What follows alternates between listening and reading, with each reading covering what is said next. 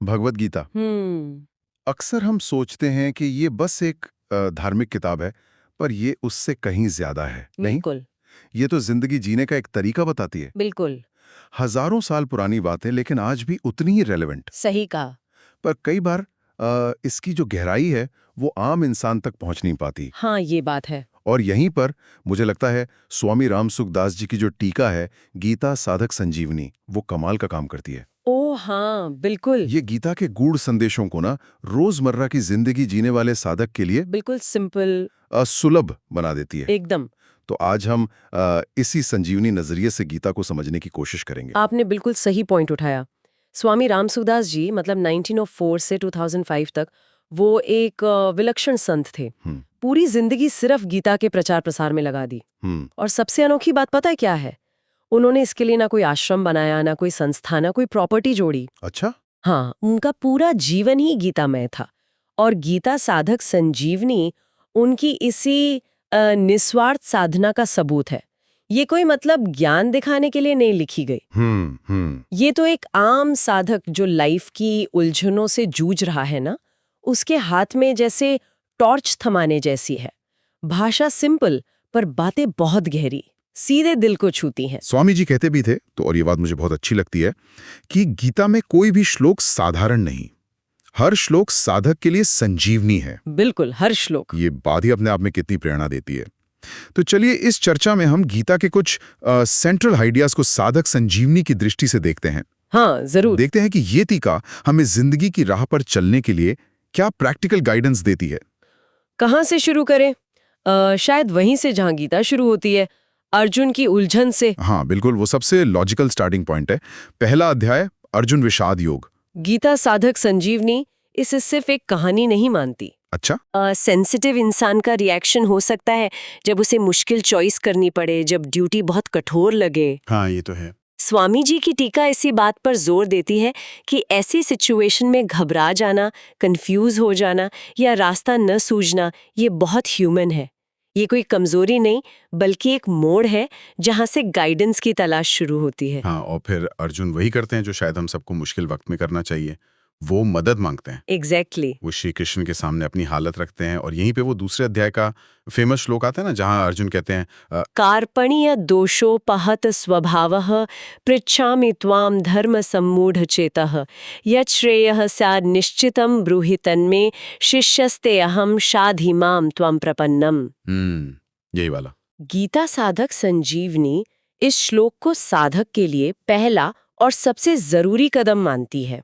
स्वामी जी समझाते हैं कि जब अपनी बुद्धि काम न करें, जब मोह या डर घेर लें, जब सही गलत का फर्क समझ न आए, मतलब धर्म सम्मूढ़ चेताह, तब अपनी इस कार्पण्य दोष यानी एक तरह की बेबसी या असमर्थता को मानना और विनम्रता से किसी ज्ञानी गुरु या सीधे भगवान की शरण लेना, त्वाम प्रपन्नम। अच्छा। यही ज्ञान का दरवाजा खोलता है। ये सिर्फ अर्जुन के लिए नहीं, हर उस इंसान के लिए सच है जो जिंदगी में कभी ना कभी डायरेक्शनलेस महसूस करता है। सही बात है, मतलब ईगो को साइड में रखकर मदद मांगना ही असल में हिम्मत का काम है। बिल्कुल। और इसी सरेंडर के बाद श्री कृष्ण वो ज्ञान देना शुरू करते हैं जो गीता का बेस है, आत्मा की अमरता। हाँ। अध्याय 2 में ही वो कहते हैं कि शोक करना बेकार है, क्योंकि जिसे हम मौत समझते हैं वो तो असल में है ही नहीं। हाँ, और साधक संजीवनी इस ज्ञान को सिर्फ फिलॉसफी की तरह नहीं देखती। स्वामी जी इसे साधक के डर और दुख को मिटाने वाली दवाई की तरह पेश करते हैं। अच्छा। जब श्री कृष्ण कहते हैं ना, नैनम छिंदंती शस्त्राणी नैनम दहती पावका, जी। कि आत्मा को ना हथियार काट सकते हैं ना आग जला सकती, तो इसका प्रैक्टिकल मतलब है कि जिस मैं के मिटने से हम डरते हैं वो असल में कभी मिटता ही नहीं। शरीर बदलता है जैसे हम कपड़े बदलते हैं।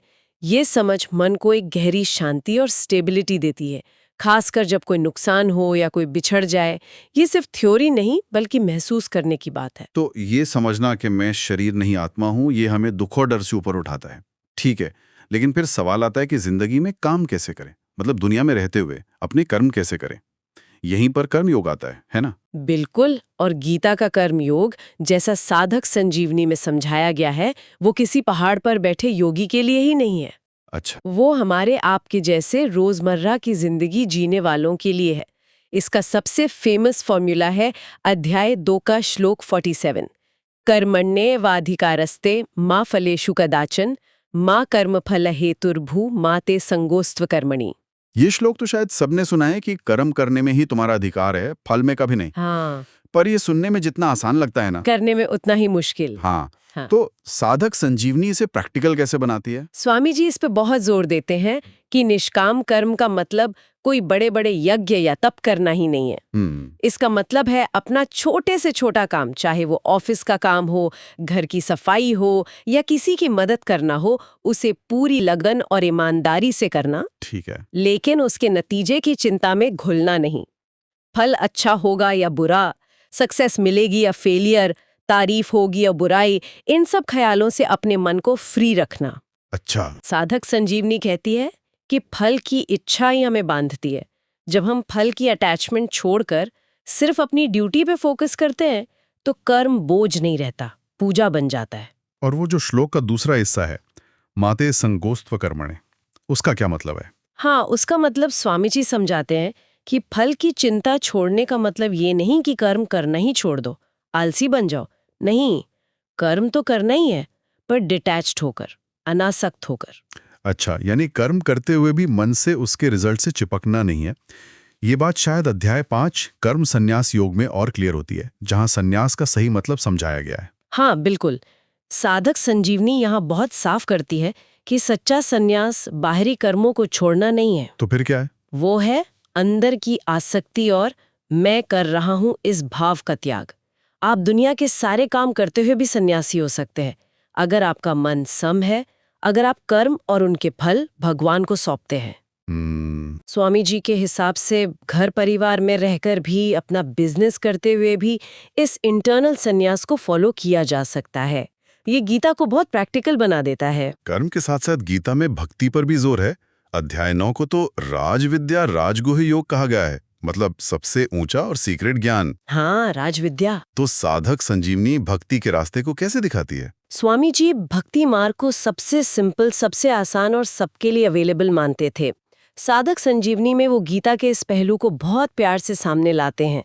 अध्याय 9 का वो सुंदर श्लोक है ना, पत्रम पुष्पम फलम तोयम यो में भक्त्या प्रयच्छति तदहम भक्ति प्रहितम अश्नामि प्रयतात्मना। 9:26। हाँ, ये तो बहुत ही प्यारा श्लोक है। भगवान कहते हैं कि जो कोई मुझे प्यार से सिर्फ एक पत्ता, एक फूल, थोड़ा फल या पानी भी देता है ना, मैं उस शुद्ध मन वाले भक्त के प्रेम से दिए हुए उस तोहफे को स्वीकार करता हूँ। मतलब भगवान को हमारी महंगी चीजें नहीं चाहिए, बस हमारा सच्चा भाव चाहिए। एग्जैक्टली।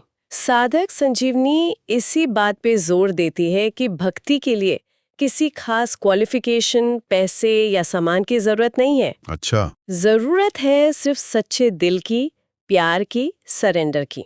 स्वामी जी कहते थे कि भगवान भाव के भूखे हैं, बाहरी दिखावे के नहीं। ये बात भक्ति को हर किसी की पहुंच में ले आती है, चाहे वो किसी भी हालत में क्यों ना हो। आप अपने मन से अपने रोज के काम करते हुए भी भगवान को याद कर सकते हैं, उन्हें थैंक यू बोल सकते हैं, और यही सच्ची भक्ति है। और एक आइडियल भक्त के गुण क्या होते हैं? अध्याय 12 भक्ति योग, उसमें इसका जिक्र है जी। साधक संजीवनी इन गुणों को साधक के लिए कैसे रेलेवेंट बनाती है? हाँ, अध्याय 12 में भगवान उन क्वालिटीज की लिस्ट देते हैं जो उन्हें पसंद है, जैसे अद्वेष्टा सर्वभूतानाम, मैत्रः करुण एवच, निर्ममो निरअहंकारः, समदुःख सुखः क्षमे। 12-13। इसका मतलब जो किसी से नफरत नहीं करता, सबका दोस्त है, दयालु है, मेरा मेरा और अहंकार से दूर है, सुख दुख में एक जैसा रहता है, माफ करने वाला है। ऐसी कई बातें हैं। साधक संजीवनी इन गुणों को सिर्फ पढ़ने या रटने की चीज नहीं मानती।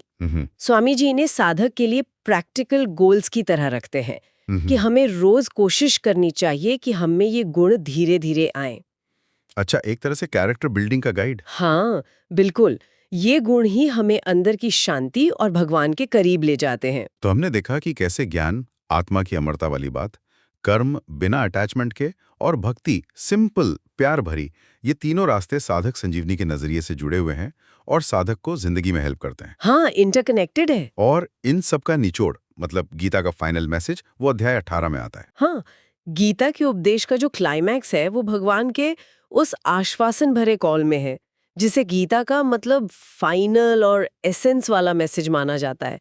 अध्याय 18 का श्लोक 66, सर्वधर्मान परित्यज्य मामेकम शरणम व्रज, अहम त्वा सर्व पापेभ्यो मोक्षयिष्यामि मा शुचा। सब धर्मों का आसरा छोड़कर बस मेरी शरण में आ जाओ, मैं तुम्हें सारे पापों से मुक्त कर दूंगा, शोक मत करो।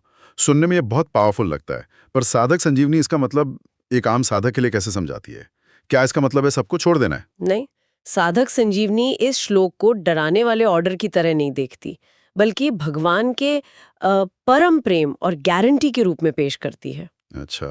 सर्वधर्मान परित्यज्य का मतलब स्वामी जी ये नहीं बताते कि अपनी ड्यूटी या जिम्मेदारियां छोड़ दो, नहीं, तो फिर? बल्कि इसका गहरा मतलब है ये अभिमान छोड़ दो कि मैं कर रहा हूं, फल की चिंता छोड़ दो, और सबसे बढ़कर अपनी ताकत और बुद्धि पर डिपेंड रहने का भाव छोड़कर ये मान लो कि सब कुछ करने कराने वाले भगवान ही हैं। मामेकम शरणम व्रज मतलब पूरी तरह से बिना किसी इव बट के उन पर निर्भर हो जाओ। जब साधक ऐसा करता है तो भगवान खुद उसकी जिम्मेदारी ले लेते हैं। अहम त्वा सर्व पापेभ्यो मोक्षयिष्यामि, और उसे हर तरह के डर और शोक मां शुचा से फ्री कर देते हैं। वाह! ये कंप्लीट सरेंडर ही मुक्ति का सबसे सीधा और पक्का रास्ता है, ऐसा साधक संजीवनी मानती है। ये बोझ डालने वाला नहीं, बल्कि बोझ उतारने वाला मैसेज है। ये तो सचमुच बहुत गहरा और सुकून देने वाला नजरिया है। तो अगर हम गीता साधक संजीवनी की रोशनी में गीता की मेन टीचिंग्स को समेटना चाहें तो क्या कहेंगे, मतलब की टेकअवेज? मेरे ख्याल से गीता साधक संजीवनी हमें कुछ बहुत ही क्लियर और प्रैक्टिकल बातें सिखाती है। पहला तो ये कि लाइफ की उलझनों और दुखों का सामना ज्ञान से करो। ज्ञान से? ये समझकर कि तुम शरीर नहीं आत्मा हो, और विनम्रता से गाइडेंस लो। दूसरा, अपने हर काम को छोटे या बड़े फल की आसक्ति के बिना भगवान को सौंपते हुए करो। कर्म ही पूजा है। सही है। तीसरा, भक्ति का रास्ता सबके लिए खुला है। इसके लिए बाहरी चीजों से ज्यादा अंदर का भाव, प्यार और सिंप्लिसिटी चाहिए। और चौथा और शायद सबसे जरूरी, फाइनली सब कुछ भगवान पर छोड़ देना। उनकी शरण में जाना ही अल्टीमेट शांति और मुक्ति का रास्ता है। ये चर्चा वाकई बहुत अच्छी रही। इसने गीता के गहरे संदेशों को स्वामी राम सुख दास जी की सिंपल और साधक सेंट्रिक व्याख्या से समझने में एक नई दृष्टि दी है। ऐसा लगता है जैसे गीता सिर्फ कोई पुरानी किताब न होकर आज भी हमसे बात कर रही है। हाँ, यही गीता साधक संजीवनी की खूबी है। वो गीता को अलाइव बना देती है, और शायद यही विचार श्रोताओं के मन में भी गूंजता रहे। बिल्कुल। और इसी विचार के साथ हम अपने श्रोताओं के लिए एक सवाल छोड़ जाते हैं। हाँ, जरूर। गीता के इन अनमोल उपदेशों में से, जिन्हें हमने आज साधक संजीवनी के नजरे से देखा, कोई एक ऐसा उपदेश कौन सा है जिसे अपने रोजमर्रा के जीवन में उतारने से आपको लगता है कि सबसे बड़ा पॉजिटिव बदलाव आ सकता है, और क्यों? इस पर जरूर सोचिएगा।